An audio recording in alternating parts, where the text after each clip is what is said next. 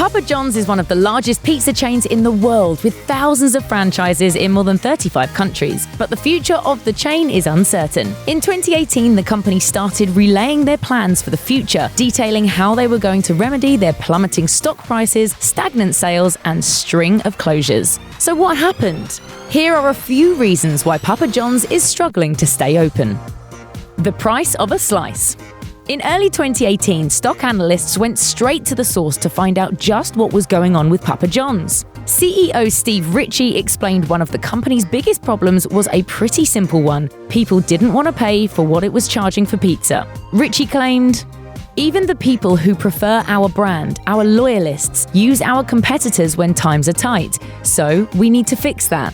Ritchie said public perception is that Papa John's is overpriced. It's hard to argue with that assessment, especially considering some of the far cheaper deals offered up by its competitors.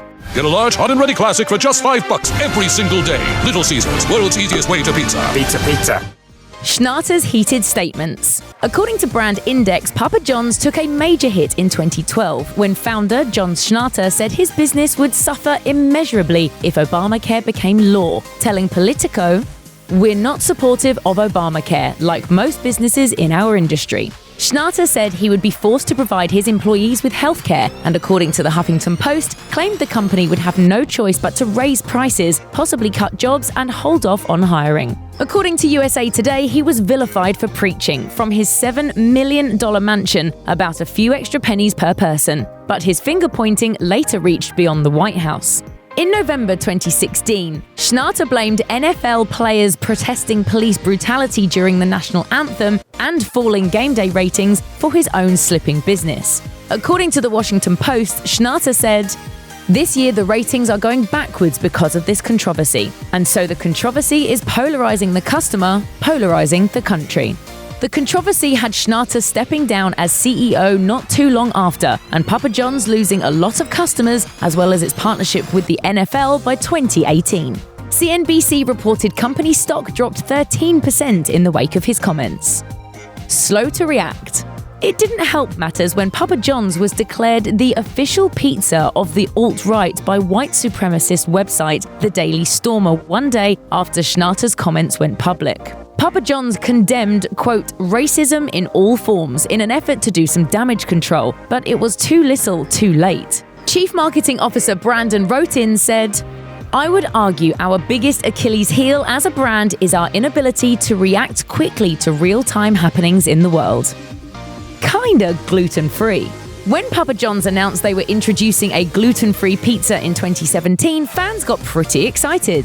But there was a catch. It wasn't safe for customers with celiac disease or severe gluten intolerance, which defeated the entire point. According to CNBC, Papa John's announced that their new quinoa-based pizza crust was indeed made in a separate facility from their regular products. But with no precautions in place in their stores, cross-contamination was inevitable.